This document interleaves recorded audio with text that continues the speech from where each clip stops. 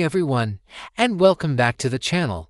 Have you ever looked at a giant tree or a tiny blade of grass and wondered, how do they get so big? We eat burgers and salads. But what do plants eat? It's a fantastic question. And the answer is one of the most amazing processes on Earth, photosynthesis. It's like plants have their own personal solar-powered food factory, and today, we're going on an exclusive tour. So, what's the secret recipe for plant food? It's simpler than you might think. Plants need three basic ingredients: water, carbon dioxide, and sunlight. That's it. No grocery shopping, no cooking, just these three things. The water is usually absorbed from the soil through the plant's roots. It travels up the stem, like water through a straw, all the way to the leaves. The second ingredient is carbon dioxide. That's the gas we breathe out. Plants breathe it in. They have tiny little pores on their leaves, almost like little mouths, called stomata. These stomata open up to take in carbon dioxide from the air. It's a perfect exchange. We exhale what they need, and as we'll see later, they exhale what we need. It's nature's ultimate recycling program. Now for the magic ingredient, sunlight. This is the power source for the entire operation.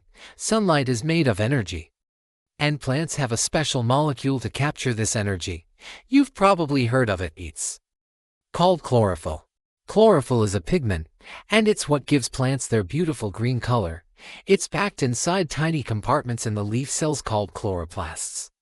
Think of chloroplasts as the little green kitchens where all the cooking happens. So, we have our ingredients and our kitchen. Water has traveled up to the leaves, and carbon dioxide has entered through the stomata. The chloroplasts are ready to go, and the sun is shining. Now, the magic begins. The chlorophyll inside the chloroplasts absorbs the energy from sunlight. This solar energy is then used to do something incredible. It splits the water molecules. A water molecule, H2O, is made of hydrogen and oxygen. The plant uses the sun's energy to break them apart. What happens to these separated parts? The oxygen is actually a waste product for the plant.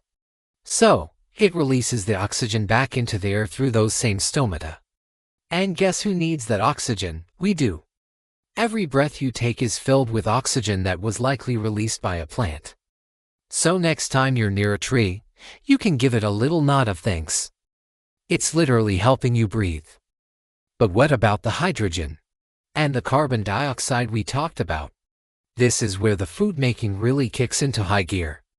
The plant takes the hydrogen that it split from the water and combines it with the carbon dioxide it took from the air.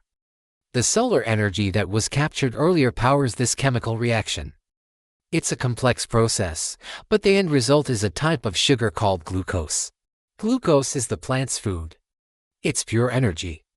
This is what the plant uses to grow taller, make new leaves, produce flowers, and grow fruits. It's the fuel that powers every single activity the plant does. If you've ever eaten a sweet fruit like an apple or a strawberry, you're tasting the sugary glucose that the plant made through photosynthesis.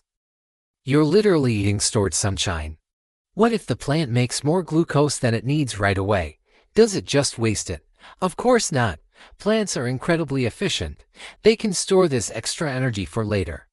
They do this by converting the glucose into a more complex carbohydrate called starch. Think of it like a pantry.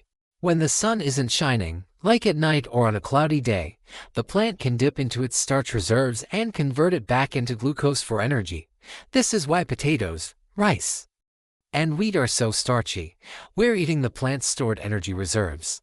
So, when you eat French fries or a slice of bread, you're consuming energy that a plant created from sunlight, water, and air, maybe weeks or months before. It's a direct link back to photosynthesis. This whole process isn't just important for plants, it's the foundation of almost all life on Earth. Think about it. Herbivores, like cows and rabbits, get their energy by eating plants. Carnivores, like lions and eagles, get their energy by eating the herbivores. So, whether you're eating a salad or a steak, the energy you're consuming originally came from the sun and was captured by a plant through photosynthesis. We're all solar-powered, just indirectly.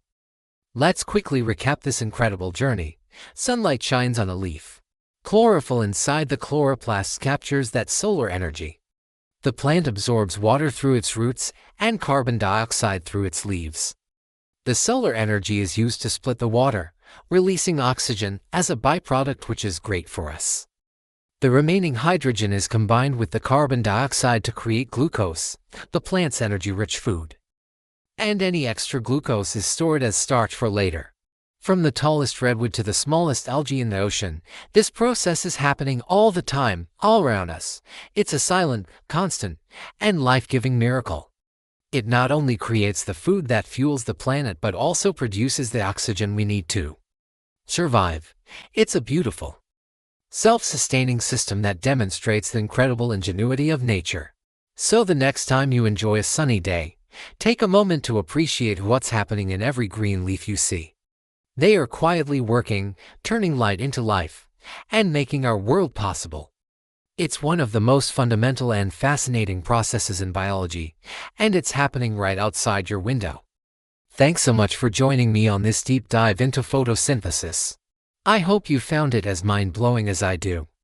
If you enjoyed this video and learned something new, please give it a thumbs up and consider subscribing to the channel for more explorations into the wonders of our world. Hit that notification bell so you don't miss our next adventure. Let me know in the comments what other natural phenomena you'd like to explore. Until next time, stay curious.